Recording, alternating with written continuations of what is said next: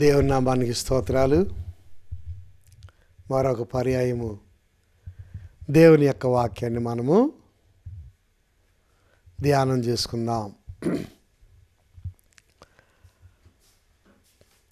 ఎఫెసీయులకు రాసిన పత్రిక 6వ అధ్యాయము. ఎఫెసీయులకు రాసిన పత్రిక 6వ అధ్యాయము 10వ వచనాన్ని మనము చదువుకుందాం. చిన్న ప్రార్థన చేసుకుందాం. పరిశుద్ధుడైన తండ్రి, ప్రేమ కలిగిన మా ప్రభువా, మీ ఘనమైన పాదాలకు వేలాది వందనాలు, స్తోత్రాలు, స్తుతులు చెల్లించుకుంటున్నాం. యేసు ప్రభువా, నీ దయను బట్టి, నీ కృపను బట్టి ఈ సమయంలో మరొక పర్యాయము ఈ అవకాశం ఇచ్చినందుకు వందనాలు. ఈ ఎలోహిం టీవీ పరిచర్యను దీవించి ఆశీర్వదించండి ప్రభువా. ఎంతమంది అయితే ఆసక్తితో వినుచు ఉన్నారో వారికి దీవెనకరముగాను, ఆశీర్వాదకరముగాను, మేలుకరముగాను చేయమని ప్రార్థిస్తూ ఉన్నాము. ప్రభువా, కృప చూపించండి, మార్గము సరళము చేయండి. అయ్యా, ఒట్టివాడినయ్యా, మట్టివాడినయ్యా, పనికిరాని వాడినయ్యా, అయ్యా సహాయము చేయండి. మీరే మీ నామానికి మహిమ తెచ్చుకోమని, ఈ పరిచర్ని దీవించమని యేసు నామములో అడుగుచున్నాము తండ్రి, ఆమేన్. చూడండి, ఎఫెసీయులకు రాసిన పత్రిక 6వ అధ్యాయము 10వ వచనం. తుదకు ప్రభు యొక్క మహాశక్తిని బట్టి ఆయన యందు బలవంతులయుండుడి. చూడండి ప్రియులరా, ప్రభు అంటే ఎవరు? యేసయ్య. యేసయ్యకు ఎంతో శక్తి ఉన్నది. ఒక పాట కూడా ఉంది కదా, యేసయ్య నామములో శక్తి ఉన్నదయ్యా, నమ్మితే చాలు నీకు పొందుకుంటావు ఆ యొక్క శక్తిని. నమ్మితే చాలు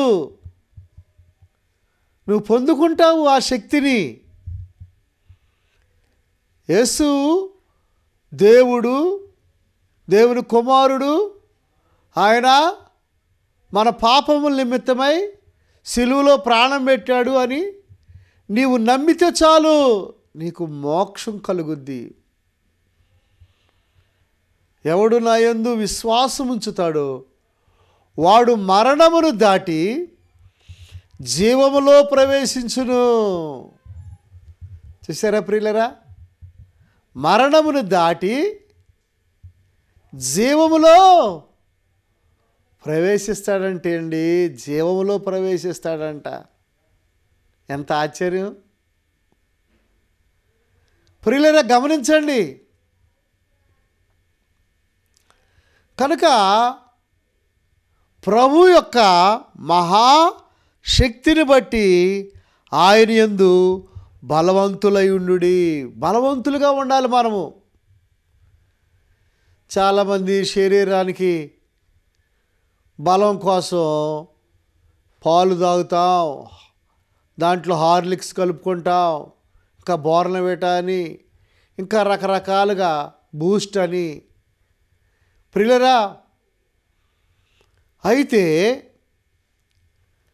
శరీరానికి బలం అవసరమే.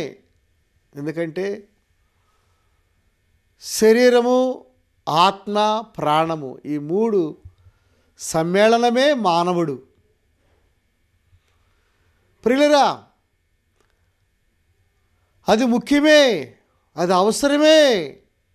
ఇప్పుడు నేను నిలబడ్డాను, వాక్యం చెప్పాలంటే నాకు బలం అవసరం, శరీర బలం అవసరం. సేమ్ టైము ఆత్మలో కూడా మనము బలవంతులుగా ఉండాలి. ప్రభునందు ప్రియ దేవుని పిల్లరా, ఆత్మలో బలవంతులం అవ్వాలి. ఇక్కడ బలం అనేది శరీర సంబంధమైనటువంటి బలం కాదు పౌలు గారు ఇక్కడ మాట్లాడేది. మరి ఏ బలము? మనలో ఉన్న ఆత్మ బలము. ఆత్మ పూర్ణులయునుడి అనే మాట కూడా మనము చూస్తాం. ఆత్మ పూర్ణులయునుడి, ఆత్మలో బలవంతులయునుడి. అంతరంగ పురుషుడు దినదినము ఏమవ్వాలంట? బలం పొందుకోవాలంట. ఎలా వచ్చింది ఆ బలము? నీతిగా, న్యాయముగా, ధర్మముగా ఉంటే ఆ బలం వచ్చింది. నీవు అబద్ధాలాడుతూ మోసం చేస్తూ ఉంటే ఆత్మలో నీవు బలహీనుడు అయిపోతావు, నీరసించిపోతావు. సహోదరుడా, సహోదరి, దేవునికి లోబడకపోతే, నీవు ఆరాధనకి వెళ్ళకపోతే, నీవు వాక్యానుసారంగా నడవకపోతే, నీవు దేవునికి నమ్మకంగా ఉండకపోతే, నీవు ఆత్మలో దిగజారిపోయిన స్థితి, నీ ఆత్మ చల్లారిపోయిన స్థితి, నీ ఆత్మ అభివృద్ధి లేని స్థితిలో ఎలా ఉంటావంటే రాను రాను నీవు నీ రాజ్యము, నీ దేశము, నీ బలము నీరసంగా ఉంటుంది. సమసిల్లిపోతావు. ఏ ఆలోచనలు రావు. చూసారా ప్రియులరా? కనుక మనం ఎలా ఉండాలి? బలవంతులమై ఉండాలి.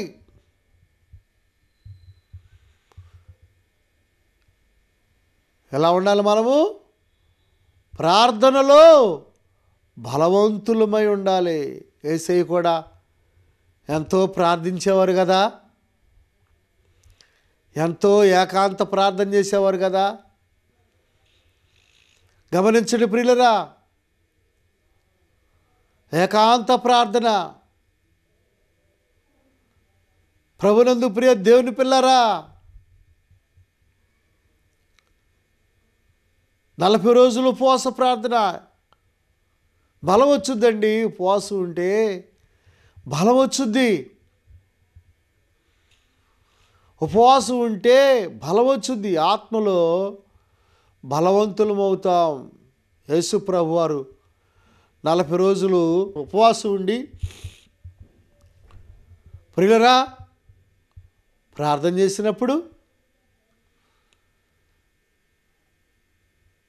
సైతాన్ వచ్చింది. సైతాన్ వచ్చి శోధించింది. 3 రకాలుగా యేసు ప్రభువుని శోధించింది. రాళ్లను రొట్టెలుగా చేసుకోమంది, దూహమంది, మొక్కమంది, రకరకాలుగా. ప్రియులరా, సాతానా నా వెనక్కి వెళ్ళిపో అని దాన్ని గద్దించేశాడు. చక్కటి వాక్యాలతోనే దానికి బుద్ధి చెప్పాడు. వాక్యాలు తెలియాలి మనకి. వాక్యాలు తెలియాలి, నేర్చుకోవాలి. వాక్యాలను మనము చక్కగా ఏం చేయాలి? మనము అభ్యాసం చేయాలి, సాధన నేర్చుకోవాలి. నీ వాక్యమే నన్ను బ్రతికించెను, బాధలలో నెమ్మదినిచ్చెను. నీ వాక్యమే నన్ను బ్రతికించెను, బాధలలో నెమ్మదినిచ్చెను. ప్రభునందు ప్రియ దేవుని బిడ్డలారా, గమనించండి. వాక్యాన్ని చదవాలి. దేవారాత్రులు ధర్మశాస్త్రాన్ని ధ్యానించువాడు ధన్యుడు. అతడు నీటి కాలువన ఎవరన్నా నాటబడిన వాడై ఆకు వాడక తన కాలం ముందు ఫలమిచ్చు చెట్టు వలే. ప్రియులరా, ఆత్మలో మనము బలవంతులం అవ్వాలి, జ్ఞానవంతులం అవ్వాలి, శక్తివంతులం అవ్వాలి. అందుకే పౌలు గారు అంటాడు, తుదకు ప్రభు యొక్క మహాశక్తిని బట్టి ఆయన యందు బలవంతులై ఉండుడి. ప్రియులుగా, దేవుని ఆత్మ సంసోను మీదకి వచ్చినప్పుడు పచ్చి గాడిద ఎముక చేత 1000 మందిని చంపేశాడండి. దేవుని ఆత్మ సంసోను మీదకి రాగా, ఓ సోదరుడా, దేవుని ఆత్మ నీ మీదకి వచ్చుచూ ఉన్నదా? దేవుని ఆత్మ వచ్చినప్పుడు నీవు దేవుని కార్యాలు జరిగిస్తావు, దేవుని పనులు చేస్తావు, దేవుని కొరకు నీవు నీతిగా బ్రతుకుతావు, దేవుని కొరకు నీవు ఎలా ఉంటావు? నీవు దేవుని కొరకు నీవు నమ్మకంగా ఉంటావు. దేవుని ఆత్మ చేత నడిపించబడితే ఎంతో నెమ్మది, శాంతి, సమాధానము, ఎంతో ప్రియులరా ఆశీర్వాదము, మేలులు నువ్వు పొందుకుంటావు. కనుక బలవంతులై ఉండాలి మనం. లేకపోతే అపవాది ఎవరు మురుగుదునా అని గర్జించే సింహాలే వెతుకుచూ తిరుగులాడుతూ ఉంటుంది. ఎలా ఉండాలి మనము? ప్రభునందు ప్రియ దేవుని పిల్లరా, గర్జించు సింహం వలె వెతుకుచూ తిరుగులాడుచూ ఉంటాడు. చూడండి ప్రియులరా, మీరు అపవాది తంత్రములను ఎదురించుటకు శక్తిమంతులగునట్లు. చూడండి, అపవాది ఏం చేస్తుందంట? తంత్రాలు పెడుతుందంట. తంత్రాలు, మంత్రాలు, ఏదో ఒక ఆలోచన, ఏదో ఒక దేవునికి విరుద్ధమైన కార్యాలు చేయటానికి వాడు ప్రేరేపిస్తూ ఉంటాడు. కనుక మీరు అంటే రక్షించబడి ప్రభునందు ప్రియ దేవుని పిల్లరా, నీతిగా, న్యాయముగా, ధర్మముగా నడుచుకునేవారు. మీరు అంటే పరిశుద్ధులు. మీరు అపవాది తంత్రములను ఎదిరించుటకు శక్తిమంతులగునట్లు దేవుడిచ్చు సర్వాంగ కవచమును ధరించుకొనుడి. దేవుడిచ్చే సర్వాంగ కవచమును ధరించుకొనుడి.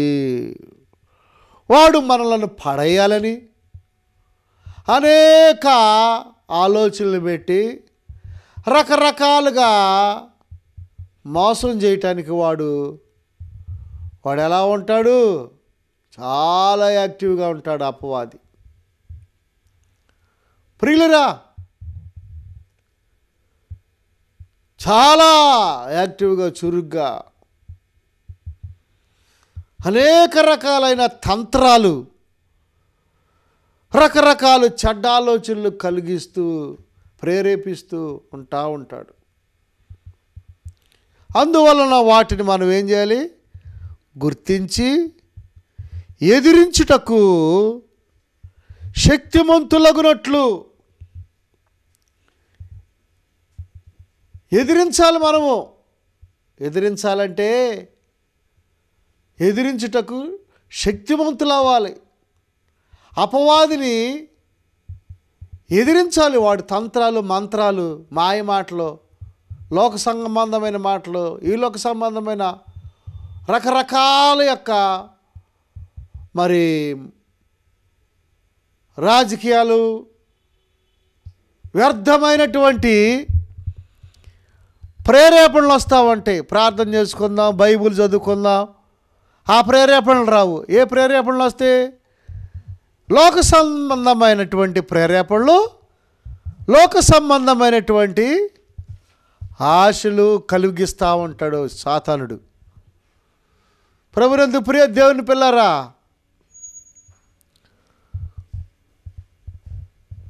అది మనం గుర్తెరగాలి. గుర్తెరిగి మనం ఏం చేయాలి? అపవాది తంత్రములను ఎదిరించుటకు శక్తిమంతులగునట్లు దేవుడిచ్చు సర్వాంగ కవచమును ధరించుకొనుడి. ప్రభునందు ప్రియ దేవుని పిల్లారా, మనము బలహీనులమే. మన దగ్గర ప్రియులరా మనమైతే జయించలేము. కానీ క్రీస్తు యేసు నామములో, యేసుక్రీస్తు నామములో ప్రభునందు ప్రియ దేవుని పిల్లరా శక్తి ఉన్నది. ఆయన సర్వాంగ కవచం ఇస్తాడు మనకి. ఆయన ఇచ్చే సర్వాంగ కవచమును మనము ధరించాలి. ఏంటి ఆ సర్వాంగ కవచము? నీతి, రక్షణ, సత్యము, సిద్ధ మనసును జోడు, విశ్వాసము, ఏమండి, ప్రార్థన, వాక్యమనే ఆత్మ ఖడ్గము, ప్రతి సమయమందును ప్రతి విధమైన విజ్ఞాపన చేయుచు, ఏమండి, పరిశుద్ధుల నిమిత్తం పూర్ణమైన పట్టుదలతో విజ్ఞాపన చేయుచు మనం మెలకుగా ఉంటే వాడు వేసే అగ్ని బాణాలు కానీ రకరకాలైన శ్రమలో లేదా శోధనలో లేక రకరకాలైనటువంటి ఎన్ని విశ్వ ప్రయత్నాలు చేసినా మన దగ్గర దేవుడిచ్చు సర్వాంగ కవచం ఉంది కదా. ఎంత భాగ్యం అండి. ఆయన మనల్ని రక్షించుకున్నాడు, రక్తం చిందించాడు, శిలువలో ప్రాణం పెట్టాడు. ప్రియులరా నీతిగా మంతులుగా చేశాడు, పరిశుద్ధులుగా చేసి మళ్ళీ ఇంకా అపవాది మిమ్మల్ని శోధిస్తే ఇదిగో ఈ సర్వాంగ కవచమును మీరు ధరించుకునుడి. యథార్థంగా ఉండండి, నీతిగా ఉండండి, ధర్మంగా ఉండండి, న్యాయంగా ఉండండి, బైబిల్ బాగా పఠిస్తూ ఉండండి, ప్రార్థనలో మెలకుగా ఉండండి అని ఎన్నో విషయాలు దేవుడు మనకు చెప్పాడు. ప్రభునందు ప్రియ దేవుని పిల్లరా, సంసోను గాజా అనే ప్రాంతానికి వెళ్ళి ఒక వేసి అనే ఒక వ్యక్తిని వేసిని చూచాడని బైబిల్లో రాయబడి ఉంది. అక్కడ ఎవరుంటారు? ఫిలిస్తీన్లు ఉంటారు. తల్లిదండ్రులు ముందుగానే చెప్పారు, అయ్యా నువ్వు అక్కడికి వెళ్ళొద్దు, ఆ ఫిలిస్తీన్లతో నీకు స్నేహం వద్దు. ప్రభునందు ప్రియ దేవుని పిల్లారా గమనించండి, ఆ ఫిలిస్తీన్లతో నువ్వు స్నేహం చేయొద్దు అని తల్లిదండ్రులు చెప్పారు కదా. తల్లిదండ్రులు చెబితే దేవుడు చెప్పినట్టేగా. గమనించండి ప్రియులరా, తల్లిదండ్రులు బిడ్డ క్షేమం కోరుకుంటారు కదా. భక్తి కలిగిన తల్లిదండ్రులు అందరు కాదు, అందరు తల్లిదండ్రులు కాదండి. సంసోను యొక్క తల్లిదండ్రులు భక్తి కలిగిన వారు, ప్రార్థనా పరులు, దేవుని చూశారు, దేవుని దేవదూతలను చూశారు, దేవుని స్వరం విన్నారు. ప్రభునందు ప్రియ దేవుని పిల్లరా, వారు చెప్పినప్పుడు వినలేదు. సంసోను వినలేదు ప్రియులరా. కొన్ని పర్యాయాలు ఓ యవనస్తురాలా నువ్వు తల్లిదండ్రుల మాట వినకుండా, సేవకుల మాట వినకుండా నీవు నీ ఇష్టానుసారంగా నీవు నడుచుకున్నట్లయితే తిప్పలు తప్పవో,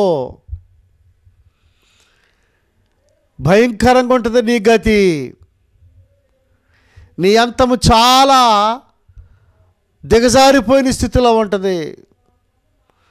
బైబిల్లో ఏముంది? నీ తల్లిని నీ తండ్రిని సన్మానించు, ప్రేమించు, అప్పుడు భూమి మీద నీవు దీర్ఘాయుష్మంతుడివి అవుతావు. భూమి మీద నీవు దీర్ఘాయుష్మంతుడు అవుతావని బైబిల్లో స్పష్టంగా వ్రాయబడి ఉంది. చాలామంది తల్లిదండ్రుల మాట వినకుండా త్రాగుడికి బానిస అయిపోయి, డ్రగ్స్కి బానిస అయిపోయి, ఇంకా వ్యభిచారానికి, ఇంకా ప్రియులరా రకరకాల చెడ్డ వ్యసనాలకి చాలామంది వారు బానిసలైపోయారు. ప్రియులరా, తల్లి మాట వెనక చదువుకోమని స్కూలుకి పంపిస్తే, చదువుకోమని కాలేజీలకు పంపిస్తే, చదువుకోమని కళాశాలలకు పంపిస్తే వీళ్ళు చదువుకోకుండా సాతాను యొక్క తంత్రాలు మంత్రాలకి వారు లోనైపోయి ఎంతోమంది పిల్లలు బలహీనమైపోతున్నట్లుగా మనం చూస్తున్నాం. ప్రభునందు ప్రియ దేవుని పిల్లారా, ఆ అపవాది యొక్క బాణాలను ఎదిరించుటకు, అపవాది యొక్క తంత్రాలను ఎదిరించుటకు సర్వాంగ కవచమును దేవుడిచ్చు, సర్వాంగ కవచమును మీరు ధరించుకునుడి. దేవుడిచ్చు సర్వాంగ కవచమును దేవుడిచ్చు. దేవుడెవరు? యేసయ్య. యేసయ్య ఇచ్చే సర్వాంగ కవచమును ఏం చేయాలి? మనం ధరించుకోవాలి. ప్రభునందు ప్రియ దేవుని పిల్లలు, యుద్ధానికి వెళ్ళేటప్పుడు మిలిటరీ వాళ్ళు ఏం చేస్తారు? ప్రియులరా, శత్రువుని జయించటానికి పలు రకాలైనటువంటి ఆ యొక్క ఆయుధాలను తీసుకుంటారు. గమనించండి, చాలా రకాలైనటువంటి ఆయుధాలు రాత్రులు పగళ్ళు ప్రియులరా ఆ అరణ్యాలలో, ఆ మంచు కొండల్లో, అబ్బో మిలిటరీ వాళ్ళు మామూలు సాహసం కాదు. యుద్ధానికి ఒక సైనికుడు ఎలా సిద్ధపడి ఉంటాడో అతని చేతిలో ఎప్పుడు ఒక తుపాకీ ఉంటుంది. అతని యొక్క బ్యాగుల్లో ప్రియులరా అన్ని మెడిసిన్లు ఉంటాయి, బలం బిళ్ళలు ఉంటాయి, ఇంకా చదువుకునే పుస్తకాలు ఉంటాయి, ఇంకా మ్యాపులు ఉంటాయి, ఇంకా హెల్మెటు, అలాగే శరీరం అంతా మిలిటరీ దుస్తులు, మనం వేసుకునే బట్టలు కాదు, వాళ్ళకి సపరేట్గా ప్రియులరా తుపాకీతో కాల్చిన, లేకపోతే బాంబులతో పెట్టి రకరకాలుగా చంపాలని ఆలోచన చేసిన, చనిపోకుండా వాటన్నిటికీ తట్టుకునేటువంటి ఆ యొక్క అన్నీ ధరించుకొని అంత పగడబందిగా ముందుకు సాగుతూ ఉంటారు. ప్రియులరా, అట్లాగే రక్షణ పొందిన మనము, ప్రార్థన చేసుకునే మనము, ప్రియులరా మనము కూడా యేసు ప్రభువారు ఇచ్చే నీతి సూత్రాలు పాటిస్తూ, యేసు ప్రభువారు ఇచ్చే ఆ యొక్క పరిశుద్ధాత్మ పూర్ణులుగా మనం ఉంటూ ఎంతో నమ్మకంగా మనము ఉన్నట్లయితే ఆ యుద్ధంలో మనకి ఎలాంటి జయం వచ్చిందండి? గమనించండి, దావీదుకి ఎలాంటి జయం ఇచ్చాడు దేవుడు? గొలియాతుని ఒక్క దెబ్బతో పడగొట్టేశాడు. ప్రియులరా, ఒక్క దెబ్బతో. ఎంత ఆశ్చర్యం ప్రియులరా! గొలియాతు ఒక్క దెబ్బతో పడిపోయాడు. దావీదుకి దేవుడు జయమిచ్చాడు. ఇశ్రాయేలీలకి ఎలాంటి జయమిస్తున్నాడు ఈ దినాల్లో? ప్రభునందు ప్రియ దేవుని పిల్లరా, మనకు కూడా జయం కావాలని దేవుడు కోరుకుంటున్నాడు. ఓ సోదరుడా, నీకు జయం కావాలా? నువ్వు బలవంతుడు అవ్వు. ప్రార్థనలో, ఉపవాసంలో, అలాగే ఇంకా వాక్యం చదువుచు, నీతిలో, న్యాయములో, ధర్మములో క్రీస్తు యేసుకు కలిగిన మనసును నీవు కలిగి ఉన్నట్లయితే నీవు తప్పనిసరిగా విజయాన్ని సాధిస్తావు. దేవుడి కొద్ది మాటలో దీవించునుగాక. తలలు వంచండి, ప్రార్థన చేసుకుందాం.